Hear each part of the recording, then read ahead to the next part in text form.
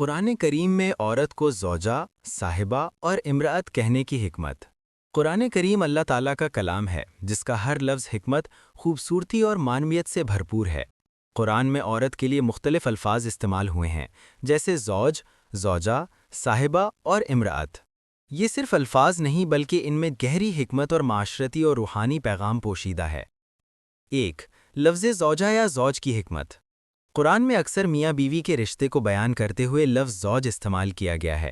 عربی زبان میں زوج کا مطلب ہوتا ہے جوڑا یا ساتھی۔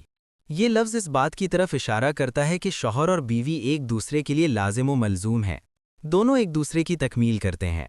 اللہ تعالیٰ نے فرمایا، وہ تمہارے لیے لباس ہیں اور تم ان کے لیے لباس ہو۔ اس سے معلوم ہوتا ہے کہ میاں بیوی ایک دوسرے کی حفاظت، سکون اور عزت کا ذریعہ ہیں۔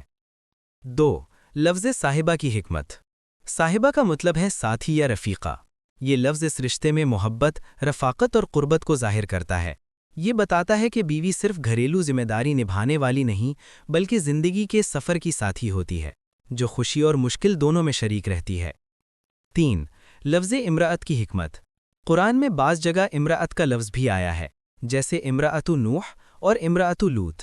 علماء کے مطابق یہاں حکمت یہ ہے کہ جہاں میاں بیوی کے درمیان روحانی یا فکری ہم آہنگی نہ ہو، وہاں زوج کے بجائے امرأت استعمال کیا گیا۔